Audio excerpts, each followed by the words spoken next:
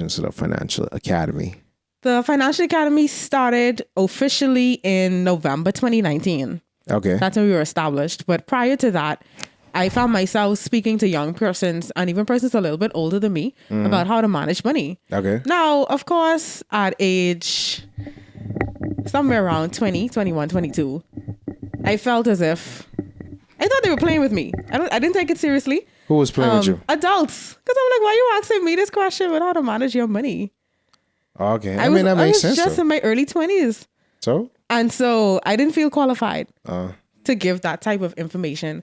But it was very helpful to them. And they kept coming back for more.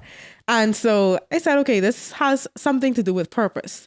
And it wasn't until 2018 when I was invited to speak at a church event about financial management. There again, for adults. I did the presentation. I was super nervous. But after that, I got so many compliments. And the people said, well, you didn't tell us your business name. I said, oh, I don't have a business, but I will have one soon. And so about within a year's time, the Financial Academy was established. And so that's basically how the company came into being. And apart from that, around the same time being in college, a lot of my peers were talking about how they want to live their best life and just spend all this money and, have all these fancy stuff. But they weren't really concerned about saving or budgeting. They didn't even know what a financial goal was or why it was important. And so hearing those conversations, I was like, financial education is something that needs to be talked about. It's not something that we were introduced to in high school or primary school or even college. We weren't introduced to that in college. And so this was something that was necessary. And I decided to establish the company to kind of fill in the gap between what is normally done and what should be done, how you should manage your money the right way, and instill those positive habits in children. Especially, I start from age 8 with my workshops. And so this is something important for them. And we even know locally, we have statistics that prove that financial education is important. So a study conducted by the central bank, 1 in 4 Bahamians have less than 90 days worth of savings in an emergency fund. Less than what? Less than 90 days worth of savings in an emergency fund. How much? 1 in 4. I think that's lower than that. And 1 in 4 is 25. The research was published, so that's what the result says. So I have to go along with the research. And in addition to that, another study conducted by the central bank said that this is a common one persons know. Nearly 90% of Bahamians have less than $5,000 in their bank account. Yeah. And so based on that, we can see how important it is to educate persons about financial literacy. But to start young, that's the most important thing. Yeah, because I know we had a statistic too with the 9,005K. They were saying 80% don't have at least 1K in their bank account. So that makes sense because you go on with a higher percentile scale. But a lot of times people attribute that to, we don't make enough money. But it's like, we live in arguably one of the most expensive places to live on planet Earth.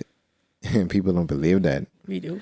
I think we really consume a lot of stuff that we don't need and overspend on just to be lavish and keep up with the Joneses. So, and that brings me to my point. You started this in 2019. Mm-hmm. And me being, I was telling you when we met up a couple of weeks ago, I started my financial literacy journey 2017. So when 2019 and 2019 came around, I knew there was going to be some economic downturn because it was me in 2019, the last one was in 2009.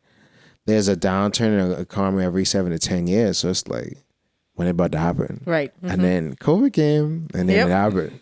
And it's okay, I expected this, but I thought I was prepared for it.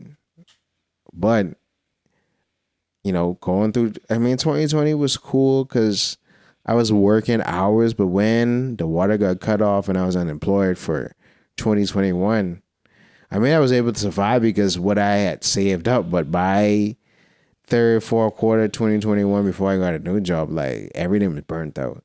So, and that's a lot of people. There's a lot of people, they was finished from when the pandemic initially started. Like the first 3 months. Yeah.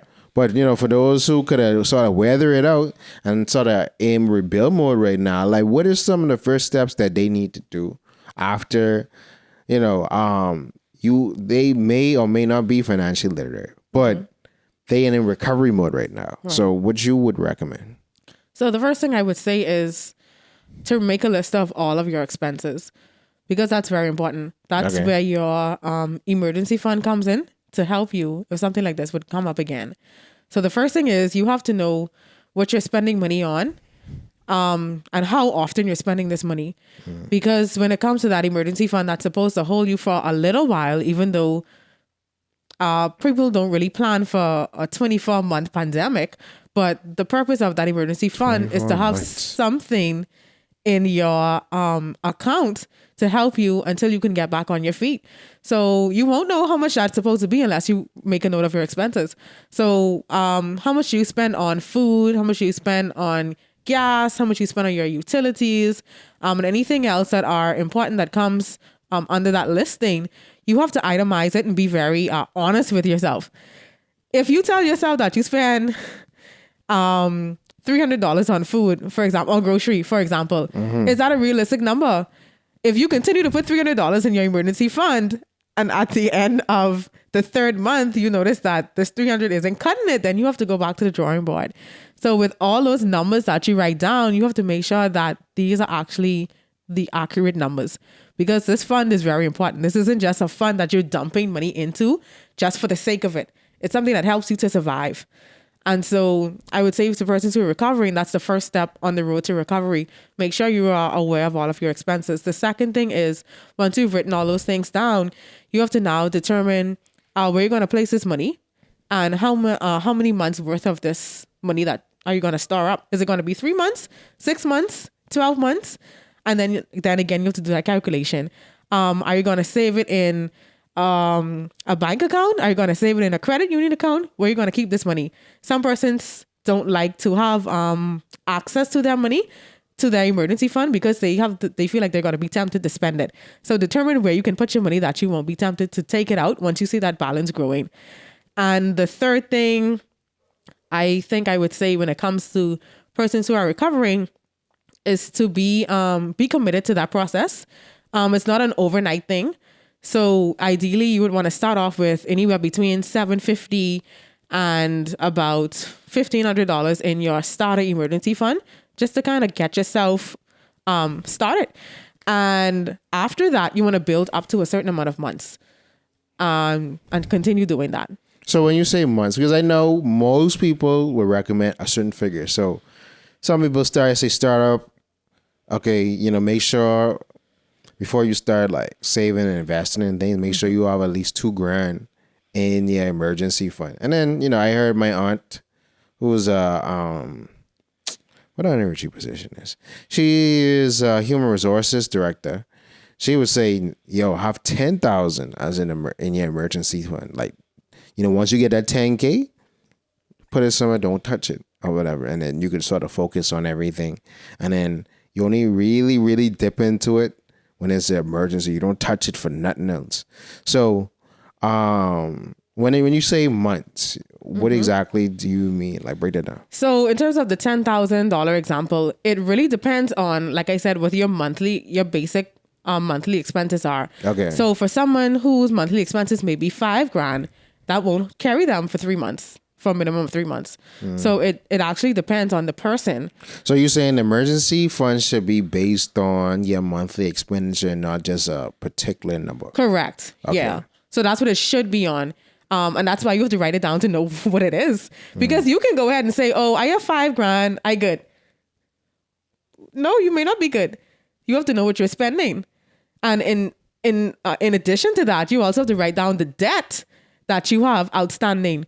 Because all companies, all financial institutions may not be gracious to you and interested in working out a plan to repay your debt. They still want their money every month, whether you're working or not. So technically that would still be a part of your monthly expenses when you really look at it. Okay, so you stumped me a little bit. So okay, I'm gonna build out another scenario. So let's say I have some consumer credit card debt. Well, it can be two questions, but I can start with this one first. I have consumer credit card debt. I in rebuild mode because I exhausted all my savings and I had to use the credit card. Okay. So should I focus on paying down the credit card first, or should I focus on building the emergency fund first? So you actually can do both simultaneously. Something that I recommend to clients, if you have more than one credit card outstanding, then you have to figure out what's your strategy to repay those balances. So what you want to do is, while you're getting your savings account off the ground, you want to also maybe look at the credit card with the smallest balance, try to get that paid off first within a couple of months, however many months you decide, and just build on it from there. So don't try to repay everything off at the same time. You have to take it in stages, because at the same time, you're still trying to save, you're still trying to grow your emergency fund. So maybe 20%, well, between 5 and 10% you can start off with if you want to put aside to save, but you also want to take care of your obligations as well when it comes to debt.